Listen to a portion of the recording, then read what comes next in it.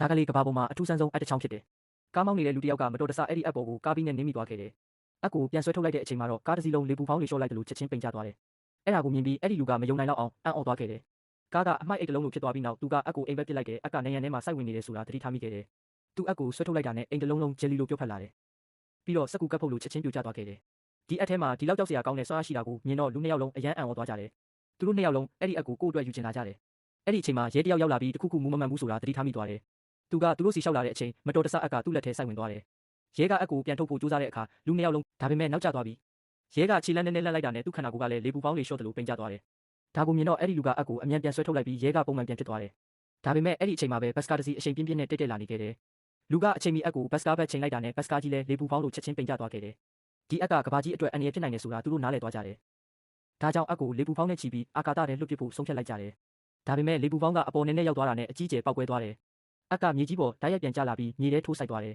။လူကအပ်ကိုအမြန်ပြန်ဆွဲထုတ်ပြီးထွက်ပြေးဖို့ကြိုးစားတယ်။ဒါပေမဲ့နောက်ကနေထူးဆန်းတဲ့အတန်တွေကြားလိုက်ရလို့သူတို့နောက်ပြန်လှည့်ကြည့်လိုက်တဲ့အခါမြေကြီးတစ်ခုလုံးတဖြည်းဖြည်းပျော့လာနေပြီးမီတာ100မြင့်တဲ့အဆောက်အဦကြီးတွေကပါဖျောင်းလိုအကြီးပျော်ပြီးတဖြည်းဖြည်းပြိုကျနေခဲ့တယ်။ဟာဆောက်အပ်ကတော့ဒုက္ခပေးနေပြီဟဲ့